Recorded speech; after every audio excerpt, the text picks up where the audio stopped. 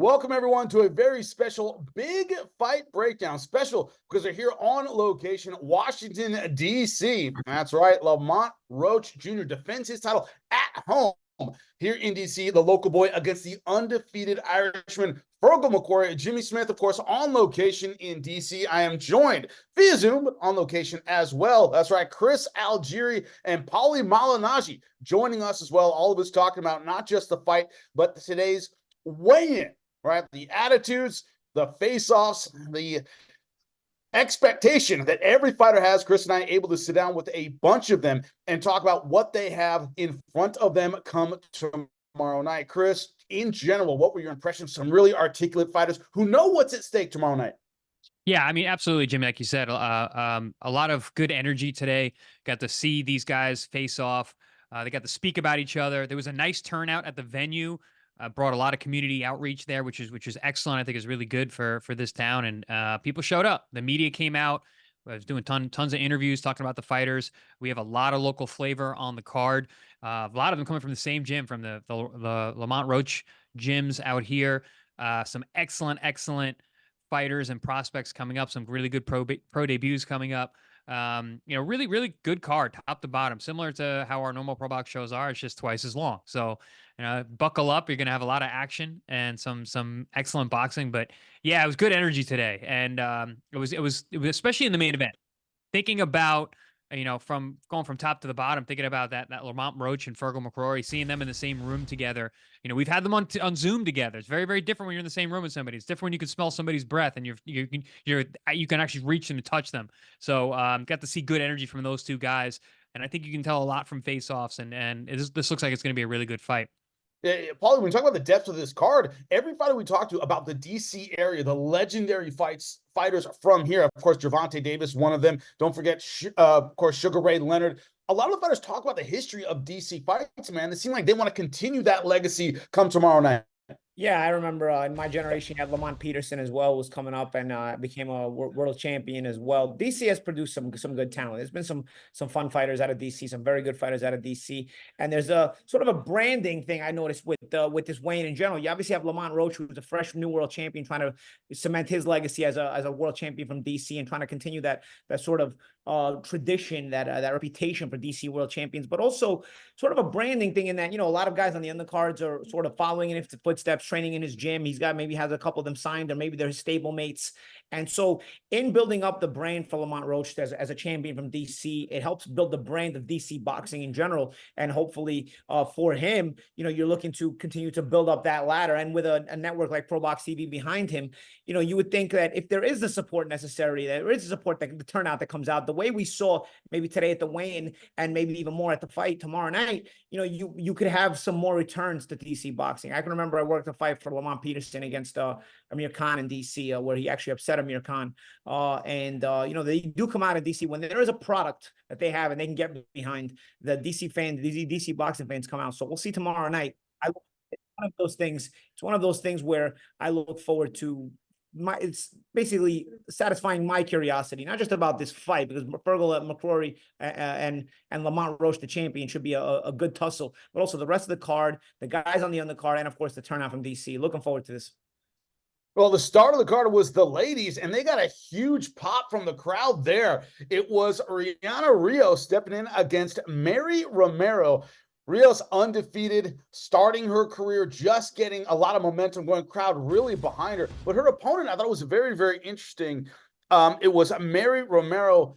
Chris, she's fought in countries that we haven't been to. She is the definition of road warrior. She's been all over the place. Says she's proud to fight in the United States. It's her first time fighting here, but it's just another stop for her. When you look at her record, she's fought all over the world, Chris. Yeah, I mean, she has that maturity, that in the ring experience. She's been there. She doesn't look overtaken by the moment at all. She's fighting Rios, who's a multiple-time national amateur champion. She came in fantastic shape at the weigh-in. Both of them actually look very, very fit. This is going to be, I think this is going to be one of those scrappy type fights. You've got the young, experienced amateur, and then you've got the seasoned pro who's been all over. You've seen their records there, 7-0 versus 10-5.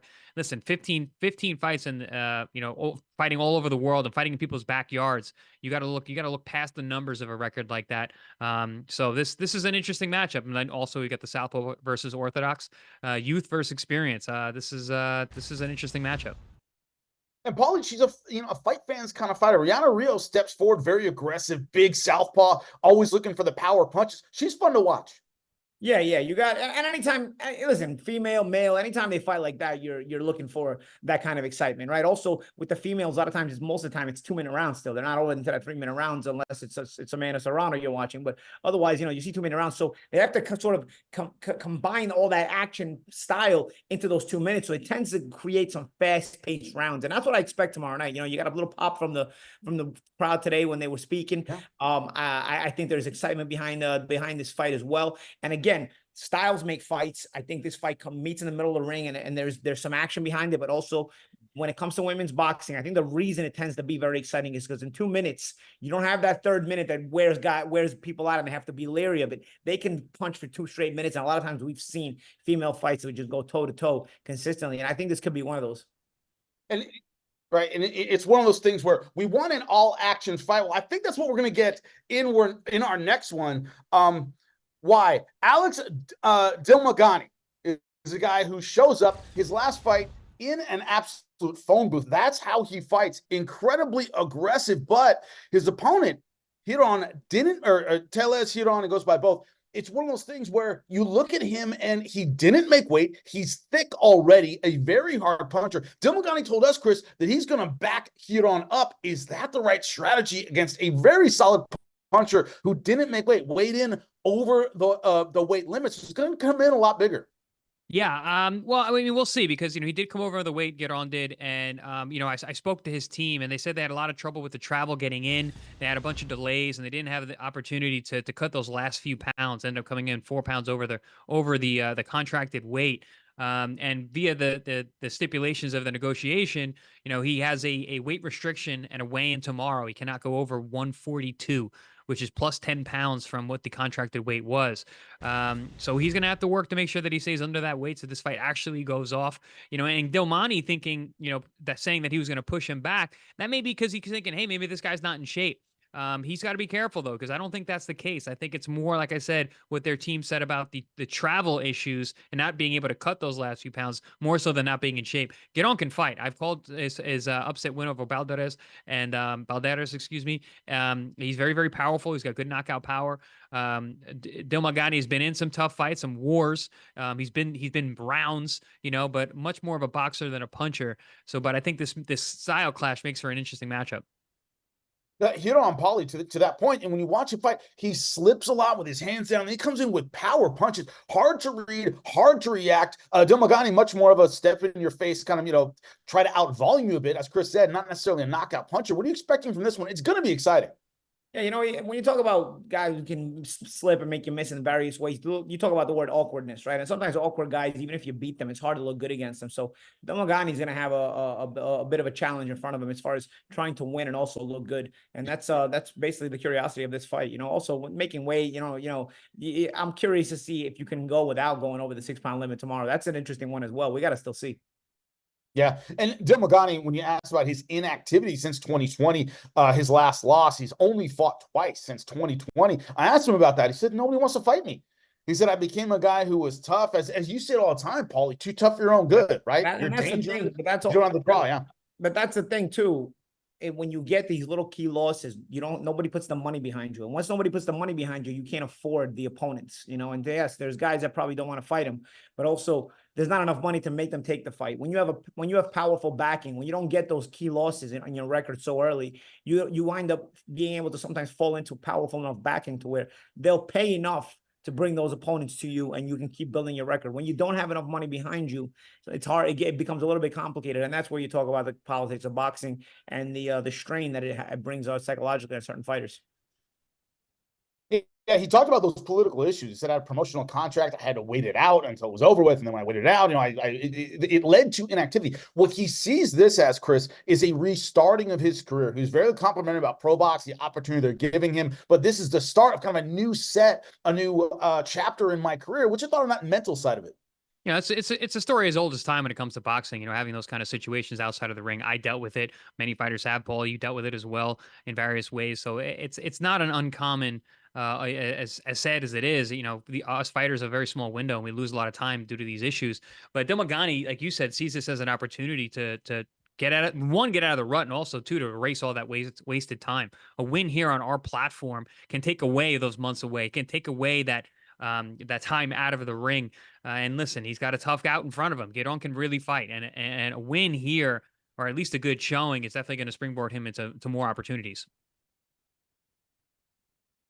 Paul, you talk about it all the time. It's that ability to keep pressure on when you aren't necessarily the knockout puncher. Dilmaghani definitely going to have to be that guy. Moving on to the co-main event, 168 pounds. Well, not exactly in this. We'd have another mate with weight miss. Carlos Gongora taking on Lester Martinez, a super middleweight fight.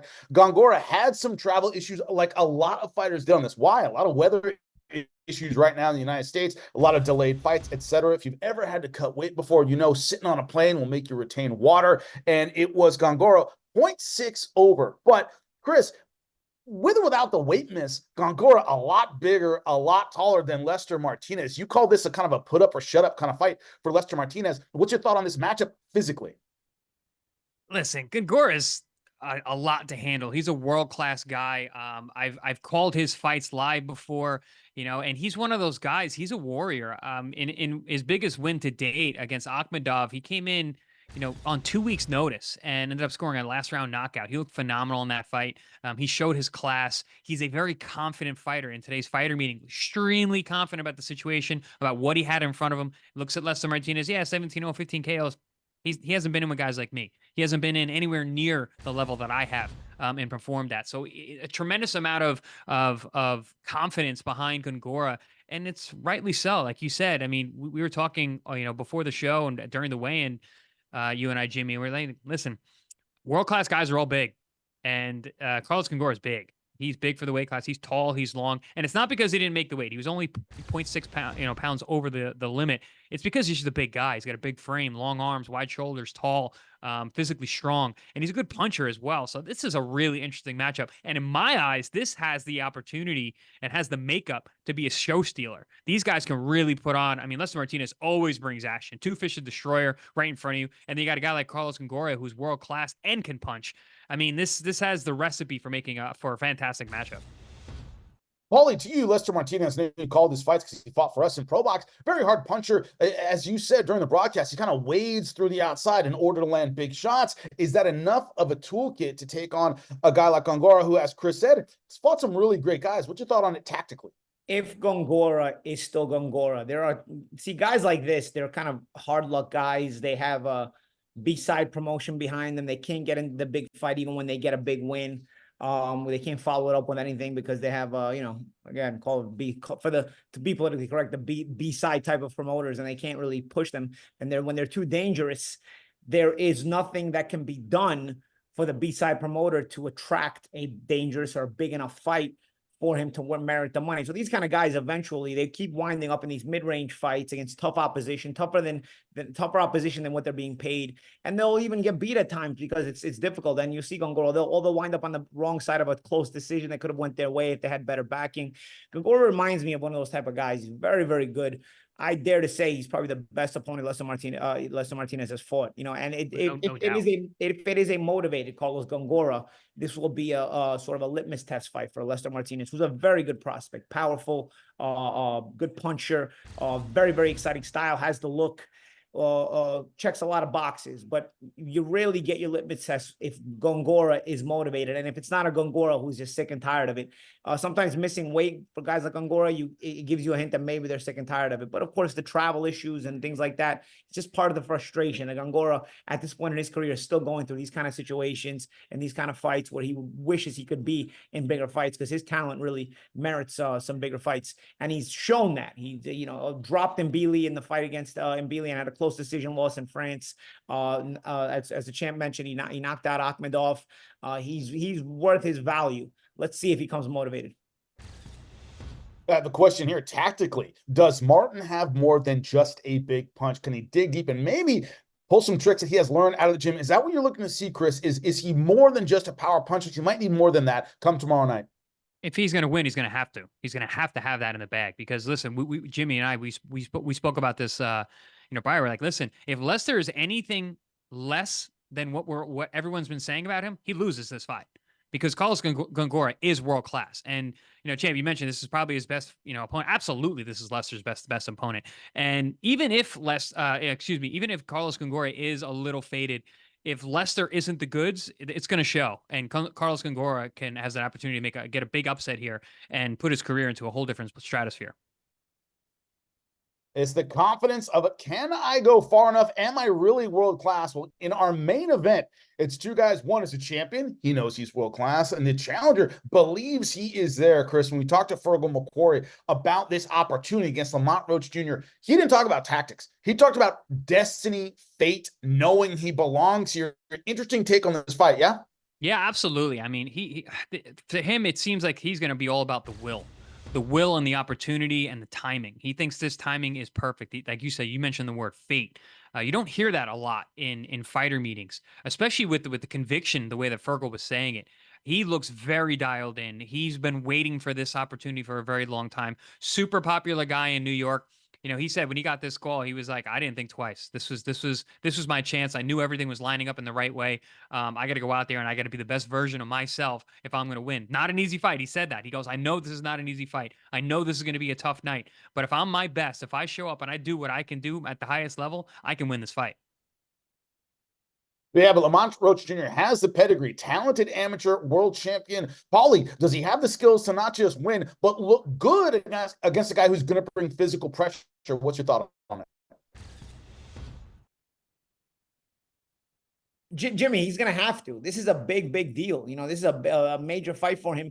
World title defense in his hometown. It is his first title defense. You want to get your title reign off on the right foot, and so you can keep building momentum and start to get the attention of the big name champions and the bigger names who could be swirling around your weight class, like Giron and things of that nature. Being a world champion, you have a strap that now people will be looking for. But also, if you can have major performances with that title, now networks get behind you, people get behind you, and big other champions and big contenders, money contenders, start looking at you and saying, you know what, this is a nice matchup. Let's do it. So there is I think Lamont Roach has the talent. He's got a stubborn guy in front of him who's also, as we've mentioned before, sort of in the same position Lamont has been in the past, sort of lesser known, but tough, durable, and undefeated with a motivation mindset. These are going to be two hungry guys. I think Lamont Roach still has that fire in his eyes where it's like, he's the champion, but he still looks at it like he's a challenger. And I think Feargal McCrory, obviously being the challenger, but being undefeated, wanted to maintain that undefeated record, wanted to take the momentum of that undefeated record to a world title. I think you're going to have a solid matchup between two hungry guys. There was a picture at the end of this weigh-in, the whole team together. Lamont Roach Jr., a lot on his shoulders, but he seems to accept that. This is what he had to say at the weigh-in. Like I said, that the face-off, it ain't, it is what it is. The way somebody look at me can't determine how they, they're going to fight in the ring. The way I look at them, and I can go there with my eyes closed, I still go in there and beat his ass, you know what I'm saying? So, yeah, I've got a big fan base in New York. I also have a lot of people flying out from Ireland, something I'm very proud of.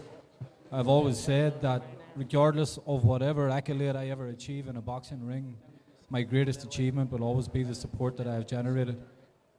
They fill me with great pride and honor, and I'm going to represent them as best I possibly can tomorrow night on the world stage.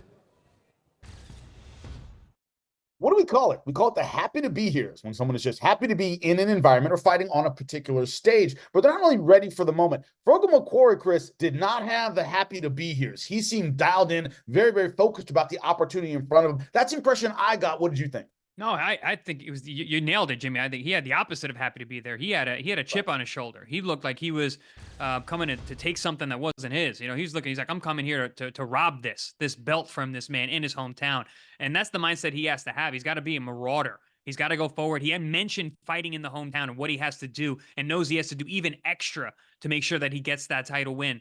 Listen, both guys have the right mindset. That's why this fight, as we've gotten closer to it, I've gotten more and more excited. Part of that has been Lamont Roach understanding that it's not just about winning, it's how he wins. Just like you said, champ, that, for him to look to get to the place that he wants to be, where he's in a very exciting weight class, where there's an opportunity to really take over and be a star in this weight class, because there's a lot of beatable champions, a lot of guys that aren't have weaknesses, and Lamont can exploit that. But he's got a guy in front of him who really believes that this is his opportunity. He looks like he's in fantastic shape. He had all the right answers. He's got the look. He's got the expression. He's got the aura around him. This has the ability, even stylistically and just in terms of mental makeup, to be a really good fight. Paulie, I'm curious, how do you think Lamont Roach Jr. keeps Feargal McCrory off of him? Do you think it's the boxing, the footwork, the movement, or does he sit down on his punches a little bit more to give Feargal McCrory a reason to back off? What's your thought on that? I think Lamont Roach has to do what got him there. Like I think the champ Chris one time mentioned, you dance with the girl you brought to the prom, right? And so I think you gotta dance with the same girl that got you there. I don't think you try anything new now that you're a champion and you're trying to impress people. Now, especially nothing that you haven't tried in the gym. I understand you want to get a big knockout. Everybody wants to get the big knockout in front of their home crowd, especially when you're defending a world title. But I think when it's also like baseball. When you swing too hard looking for a home run, you tend to strike out, right? So I think Roach has to just feel and sense the fight. Box his fight, feel and sense it. And if there's a feel and a sense that he's starting to take over and is dominating, or is taking control of a hungry Feargal McCrory and breaking him down, then maybe you start sitting down a little bit more. But again, it's one of those great fighters have an understanding, that have that sixth sense and have that feel of when they can have to, when it's time to sit down a little more and when it's time to not, and not put themselves in danger while trying to look impressive. Chris, one of the things we saw and heard when we were interviewing these fighters, everybody from the Lamont Roach Sr. team, it seems like we kept saying, man, if this guy can fight, he's going to be a star. Articulate, thoughtful. They gave great interviews. They spoke in sound bites. This idea that this team of individuals might be ready for a breakout come tomorrow night. Did you get that feeling? Absolutely. I mean, team culture really matters when you're in a training camp. And it seemed like they had a bunch of killers all working together towards the same goal.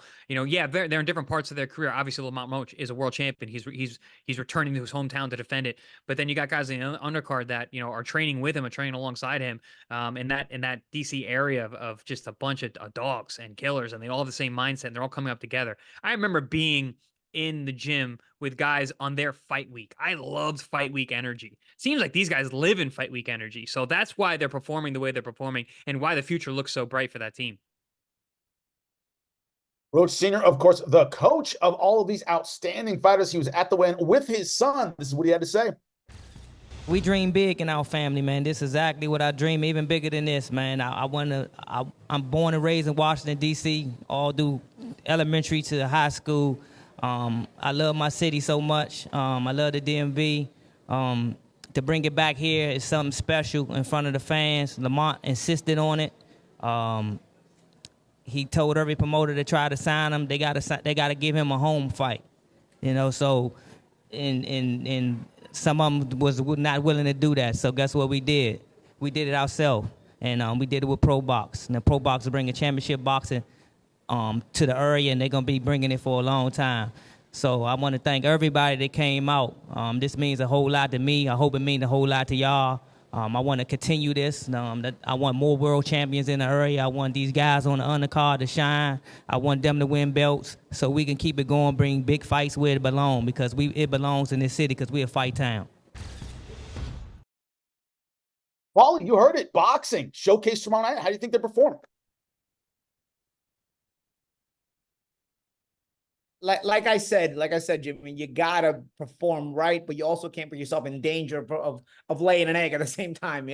There's a fine line you're playing here. But Lamont Roach is a new world champion. He's not the biggest name, but he's a guy who's been on the scene enough to be known. So now it's a matter of get that performance right, get that title defense, impress. Don't lay the egg. Don't try too hard to where you has a backward effect on people's perception of you. Get that win and be impressive. And again, it comes from smart boxing. It comes from having that sixth sense and that feel, and also comes from being able to control a very hungry Feargal McCrory. This is his first world title shot. He's undefeated. This is what he's been waiting for.